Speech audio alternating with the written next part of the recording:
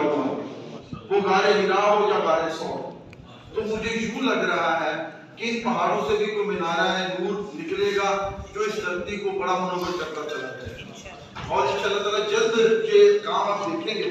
اور اس کانفرنس کا دوسرا جو دلچسپ پہلو ہے، القادر کے نام سے یہ یونیورسٹی منسوب ہے، اور کوئی جانے نہ جانے ہمارے دیہاتوں کا بچہ بھی یار والدین کے نام کا راگ الاپتا ہے۔ اور تیسری اہم ترین بات کہ صوفیہ ہمیشہ غیر معروف جگہوں پر ڈیرا لگاتے تھے، خانقاہ بناتے تھے۔ دلچسپ بات یہ ہے کہ یہ جدید یونیورسٹی بھی غیر معروف جگہ پر بنی ہے، اور آنے والے دنوں میں مجھے یہی لگ رہا ہے کہ جس طرح کوئی صوفی غیر معروف جگہ کو رنگ دیتا چلا جاتا تھا، وہ سیال ہو تو سیال شریف بنتی چلی جائے، وہ اجودن ہو تو پاک پتن شریف بنتا چلا جائے، وہ تونسا ہو تو تونسا شریف بنتا چلا جائے، تو یہ القادر بھی اسی طرح کا رول پلے کرنے جا رہی ہے۔ آج میں بس بڑا مختصر کر کے اپنی بات کو مختصر کروں گا کہ آج جو صوفیاء کا انداز تبلیغ کیا تھا، انہوں نے کس طریقے سے تبلیغ کی۔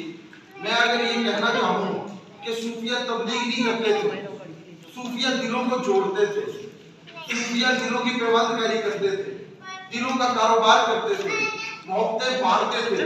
انہی محبتوں کا نتیجہ ہے کہ دریائے راوی کے کنارے بنے ہوئے 20 مندر جن کی گھنٹیوں سے راوی کے پانی میں ارتیاح پیدا ہوتا تھا، وہاں پر ایک صوفی آتا ہے، غزنی سے چلتا ہے، ایک کٹیا بناتا ہے اور روح کا ایسا نغمہ گاتا ہے کہ پورا لاہور شہر پھر داتا کی نگری کے اعلان شروع کرتا ہے۔ یعنی کہ دلچسپ بات، آپ ذرا اثر پذیری کا عالم دیکھیے، اور اس سے بڑھ کر اثر پذیری دیکھیے کہ دلی شہر میں کتنے ہی بادشاہ مدفون ہیں، کسی کا چراغ نہیں جلتا۔ ایک رنگ پھینکنے کے عمل میں بھی شریک ہونے والا بزرگ، وہ مخدوم کائنات، وہ اس ہندوستان کا صحیح والی، وہ ہولی آتی ہے تو رنگ دیتا ہے، بسنت آتی ہے تو بسنت کا تہوار مناتا ہے، ہندوؤں کے ساتھ میل ملاپ کرتا ہے۔ لوگ سوال کرتے ہوں گے کہ خواجہ صاحب آپ اتنا رنگوں میں رنگ جاتے ہیں تو کہیں اسلامی تہذیب کب نہ جائے؟ تو وہ سر جھکا کے کہتا ہے کہ مدینے والے تاجدار کا رنگ ان پہ چڑھ جائے گا، اور وہ ایسا چڑھا کہ پھر خواجہ میر خسرو ہوں، نمی دانم کے منزل بود کا ترانہ ہو، کیا دیکھیے کہ خواجہ صاحب نے دلوں کو کیسے جیتا۔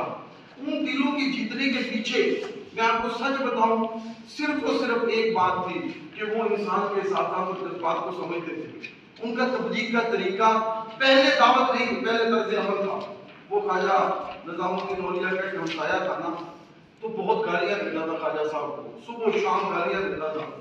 اب صبح و شام جب گالیاں دیتا تو خواجہ صاحب تھال بھر کے اس کو بھیج دیتے کھانے کا، صبح بھی شام بھی۔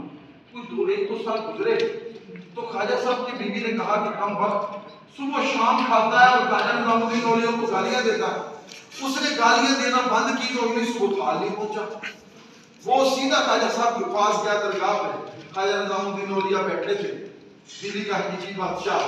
کہنے لگا خواجہ صاحب اتنے عرصے سے گالیاں دے رہا ہوں، صبح شام لنگر آتا تھا، لنگر بند کیا۔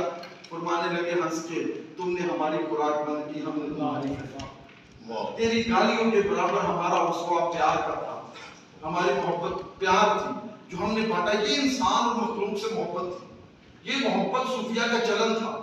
اور پھر آپ دیکھیں کہ ایک صوفی بزرگ مولانا محمد علی مشہدی کے ساتھ جاتا ہے، پہنچتا ہے تونسا شریف، اور تونسوی بزرگ کہتا ہے کہ مولا میرے سیال کو رنگ لاؤں۔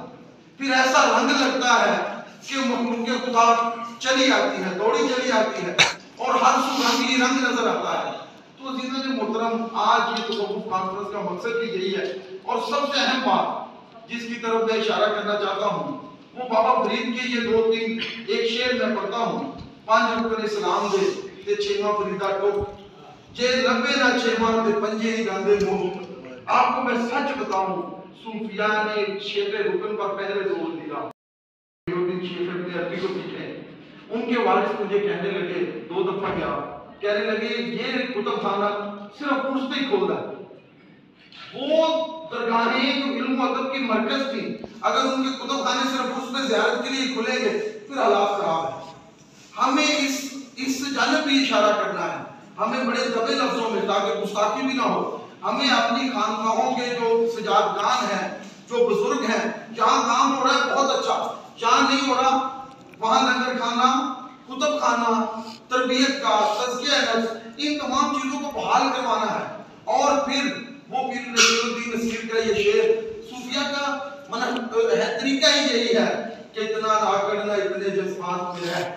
کتنی فکر ہے صوفی کی، انسان کو بٹھاتا ہے، پہلے دن بندے کو جا کے خدمت پر لگاتے ہیں صوفیہ، کہتے ہیں اتنا نہ کر نہ اتنے جذبات میں رہ، ہاتھ سے نہ گزر دائرہ ذات میں رہ، ایک قطرہ ناپاک نصب ہے تیرا، یہی اوقات تیری اوقات میں ہے۔ دوستو صوفیہ یہی اوقات دکھاتے تھے، یہی ان کا تبلیغ کا طریقہ تھا۔ اسی وجہ سے ہے کہ جس بستی سے گزرے وہ مقدس ہوتی چلی گئی، جس جگہ پہ قدم پڑا وہ شریف ہوتی چلی گئی۔ وہ چشتیہ شریف ہو، توسا شریف ہو، اجمیر شریف ہو۔ وہ ایک برا مصنف لکھتا ہے، کہتے ہیں کہ مجھے سمجھ نہیں آئی، ہندوستان پہ حکومت تو ہماری ہے، لیکن ہندوستان کے اجمیر میں ایک مردہ پڑا ہے جو پورے ہندوستانیوں کے دلوں میں دھڑکتا ہے، سارے سر جھکا کے اس کی طرف چلے آتے ہیں، کیونکہ اصل میں وہ دلوں کا بادشاہ تھا۔ اس نے اسلام کی تبلیغ کا وہ رستہ بتایا جو آقا علیہ السلام نے طائف کی وادی سے اس کا درس دیا تھا۔ بہت شکریہ، بہت مہربانی، تھینک یو۔